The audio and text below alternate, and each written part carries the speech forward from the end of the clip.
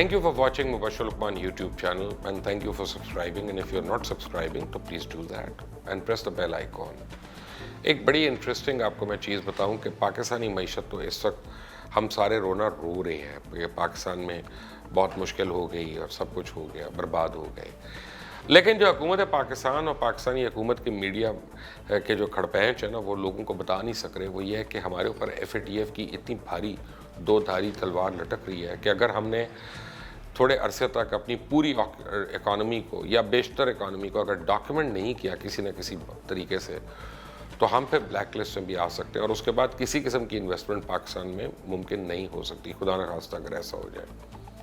लेकिन इस वक्त हो क्या रहा है?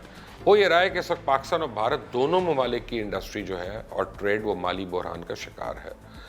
लेकिन पाकिस्तान का बहरहाल साइज़ बहुत छोटा है भारत के मुकाबले में, और अपने साइज़ की वजह से भारत के ऊपर इसके बहुत संगीन असरात हैं। पाकिस्तान में 1 रुपये का नुकसान हो रहा है तो भारत में 10 से 12 रुपये का नुकसान हो रहा है। और भारत इस वक्त बड़ी बड़ी कंपनीज उनकी जो है वो कारोबारी मंदी का सामना कर रही हैं। भारत का इलेक्ट्रॉनिक मीडिया क्योंकि मोदी सरकार की तरह से पे रोल पे है या वो क्या कहते हैं खौफ रोल पे है या इंटरेस्ट रोल पे है, बहरहाल वो इन खबरों को काफ़ी छुपाया जा रहा है और लोगों तक आने नहीं दिया जा रहा। फिर भी चीता खबरें जो हैं वो निकलती हैं। और इस वक्त भारत में Bajaj, Mahindra international, Maruti, United India Insurance, Tata steel, Tata motor, Airtel, Vodafone, Nissan, Audi, national insurance जैसी बड़ी बड़ी कंपनियां जो हैं वो भारी मालियत का नुकसान और उसका सामना कर रही हैं। सिर्फ ऑटोमोबाइल सेक्टर में गुज़िश्ता 3 माह में 3.5 लाख लोग अपनी नौकरियों से हाथ धो बैठे हैं, जबकि उसी सेक्टर में तकरीबन 10 लाख अफराद अपनी नौकरियों से हाथ धो बैठे पहले। अब स्टेट बैंक ऑफ इंडिया के चेयरमैन के मुताबिक इस मंदी से निकलने के लिए सिर्फ बकौल उनके भगवान मदद कर सकते हैं। बजाज इंडस्ट्री के चेयरमैन राजीव बजाज जो हैं, उनके मुताबिक ऑटो इंडस्ट्री कि कोई चाय की दुकान नहीं है जिसे रातों रात बंद करके सुबह को दोबारा खोला जा सकता हो। यानी पूरे भारत में 200 से ज़्यादा कारों के शोरूम बंद करने की वजह से 25,000 लोगों की नौकरियां जा चुकी हैं। और राहुल बजाज के मुताबिक ना तो माल बिक रहा है और ना ही इन्वेस्टमेंट के लिए पैसे आ रहे हैं, ना खर्चा चल रहा है। बेहतरी के आसमान से टपकेगी, ये वही कह रहे हैं, मैं नहीं कह रहा। और भारत में इंडस्ट्री अब अपनी बका की जंग लड़ रही है। इंडियन स्पिनिंग मिल्स भी लाखों नौकरियां खोने का रो रही हैं। लेकिन हैरत ये बात है कि मोदी सरकार इस बात का जिक्र तक नहीं कर रही और एक्नॉलेज भी नहीं कर रही। और अगर पाकिस्तान की तरफ देखते हैं तो auto industry, real estate, textiles में शायद हर कारोबार बहरान का शिकार है। वो कहते हैं मोर और लेस 40% रिटेल का डाउनफॉल है, और रिटेल का जब डाउनफॉल होता है तो फिर उससे लिंक हर इंडस्ट्री का होता है।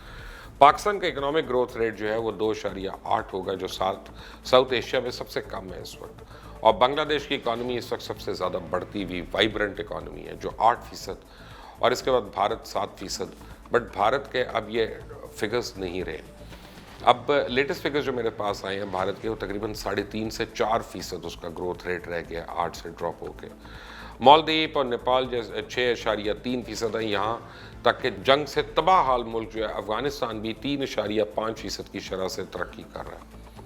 पाकिस्तान में महंगाई 12% है, जो 8 ममालिक की ब्लॉक में सबसे ज़्यादा है।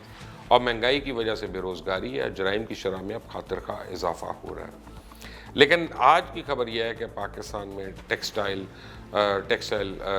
कंस्ट्रक्शन और रियल एस्टेट को ख़ास तौर पे कुछ न कुछ मुराद दी जा रही हैं, जिसकी वजह से उम्मीद की जा रही है कि अक्टूबर के आखिर तक पाकिस्तान में सरमायाकारी जो है वो शुरू हो सकेगी, जो लोकल सरमायाकारी है। और 16 तारीख को होने वाले FATF का जो इजलास है, उसमें अगर पाकिस्तान किसी तरह वाइट लिस्ट में आ जाता है तो फिर इंशाल्लाह नवंबर ऑनवर्ड्स पाकिस्तान में बहुत ज़्यादा फॉरेन इन्वेस्टमेंट जो है वो मुतवक्की है। और उम्मीद ये है कि हमारी इकॉनमी का साइज़ इतना छोटा है कि हम इंशाल्लाह इसको स्टेबलाइज़ कर लेंगे, टर्न अराउंड कर लेंगे। इंडिकेटर्स हमारे इस वक्त सही हैं। ہمارے جو انڈیکیٹرز ہیں وہ بالکل صحیح ہیں، لیکن اب گورننس کے اوپر ایشوز آ رہے ہیں. کیا حکومت پرائس کنٹرول کر سکتی ہے؟ کیا حکومت لوگوں کو جابس پرووائڈ کر سکتی ہے؟ کیا حکومت پبلک پرائیویٹ انٹرپرائزز کریٹ کر سکتی ہے جس کی وجہ سے زیادہ زیادہ جابس ہو؟ کیا ایگزسٹنگ جابس میں جو لوگ ہیں وہ اب اپنے آپ کو سیف فیل کر سکتے ہیں؟ یہ ڈیپینڈ کرتا ہے کہ چائنا کا ٹرپ کیسا جاتا ہے عمران خان کا، کیونکہ we expect a lot of investment from China in the next 30 days. But to follow up on more stories and similar stories, please subscribe and please like. Until next time, Allah Hafiz.